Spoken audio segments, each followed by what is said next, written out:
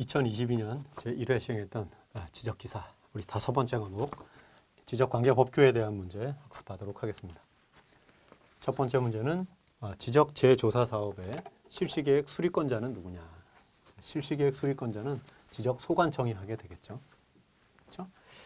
우리 법규에 보면 지적 재조사 특별법 6조에 보면 지적소관청은 통지를 받았을 때 실시계획을 수립해야 된다 이렇게 얘기하고 있습니다.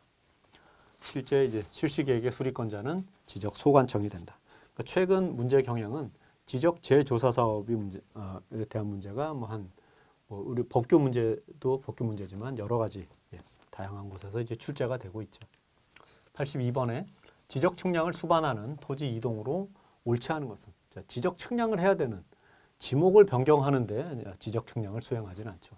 분할이나 등록 전환, 신규 등록 이런 등등은 토지 이동, 지적 측량을 해야 이제 토지 이동이 되는데 단순하게 지목을 변경을 하는 거는 이게 어떤 목적으로 쓰인다라고 하는 그 목적만 바뀌게 되는 거죠.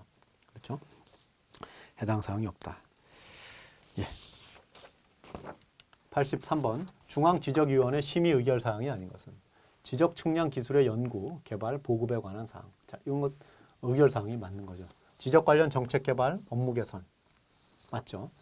그 다음에 지적소관청이 회부하는 청산금의 이의 신청. 청산금의 이의 신청을 이제 중앙지적위원회에서 하는 것이 아니고 지금 보면 그 지적 적부심사, 적부심사에 대해서 어떤 재심사하거나 적부심사의 재심사 뭐 이런 것들을 수행하게 되겠지만 청산금 이의 신청 요구 관련 사항이 없죠. 지적기술자의 업무정지 처분, 징계 요구 이런 등등은 있습니다. 그래서 업무정지 양성에 대한 그런 부분, 지적기술자 양성에 대한 부분 이런 부분들 고민을 해야 되겠죠. 적부심사 해당 사항이 있는데 이의신청 관련한 이런 부분이 해당 사항이 없다는 것을 쉽게 볼 수가 있겠죠. 84번 도로명 주소 법령상 국가지점번호 표기 국가지점번호판에 표기 대상 시설물에 대한 설명으로 틀린 것은 국가지점번호는 주소 정보 기본도에 기록하고 관리해야 된다. 맞죠? 그래서 주소 정보 기본도에 기록한다. 국가 지점 번호는 가로 세로 길이 약 10m 격자를 단위로 한다. 10m를 격자로 한다. 세 번째 보면 국가 지점 번호의 표기 대상 시설은 지면 또는 수면으로부터 50cm 이상 노출되어 이동이 가능한 시설물로 한다. 그러니까 이동이 가능하면 계속 왔다리 갔다리 한다는데 그거를 지점 번호로 할 수가 없죠. 고정이 돼 있어야 됩니다. 고정이 된 것으로 해야 된다. 그러니까 어떤 기준점을 두는데 기준점이 흔들린다. 그런 개념으로 여러분이 해석을 하시면 되겠고요. 네 번째, 국가기준점 표기 확인의 방법, 절차, 국가지점번호판의 설치 절차 그 밖에 필요한 사항은 대통령령으로 정한다. 일반적으로는 국토교통부령이냐 이런 것들이 좀 틀릴 수도 있겠다라고 생각이 들지만 대통령령이 맞고 고정이 돼 있어야 된다. 이렇게 이제 표시할 수가 있겠죠. 자, 이거는 도로명 주소법 시행령에 제 38조에 나와 있는 내용이 되겠습니다. 85번. 토지 표시의 변경 등기에 관한 내용으로 틀린 것은 등기 명의인에게 등기 신청 의무가 있다. 자, 명의인이 신청을 할 의무가 있다. 당연한 거죠. 그렇죠? 하필의 등기와 합병의 등기는 같은 것. 하필과 합병은 어떻게 보면 이제 필지를 합하는 거냐, 병합하는 거냐, 합병이냐 같은 것처럼 보이지만 같을 수도 있고 다를 수도 있다 이런 거죠. 이게 이제 잘못되어 있는 거고요.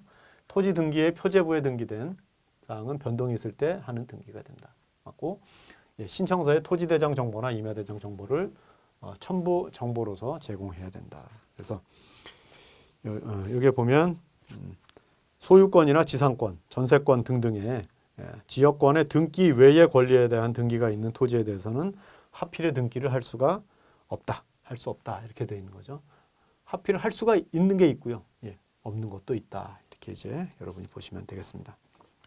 86번 국토의 계획 및 이용에 관한 법률에서 도시, 군 관리계획. 자, 관리계획이 있고 기본계획이 있죠. 자, 기본계획은 장기계획을 의미하게 되겠고요. 그렇죠? 장기계획을 의미하게 되고 관리계획은 이 장기계획을 수행하는 세부계획이다. 이렇게 여러분이 해석을 하시면 되겠습니다. 그래서 도시개발사업이나 정비사업에 관한 계획은 관리계획이 맞고요. 기반시설의 설치, 정비, 개량에 관한 이것도 관리계획이 맞죠. 기본적인 공간구조와 장기발전 방향 이거는 기본계획에 속하는 내용이 되겠습니다. 그 다음에 용도지역이나 용도구역을 용도 지구를 지정하고 변경하는 것. 이것도 관리 계획이 맞죠.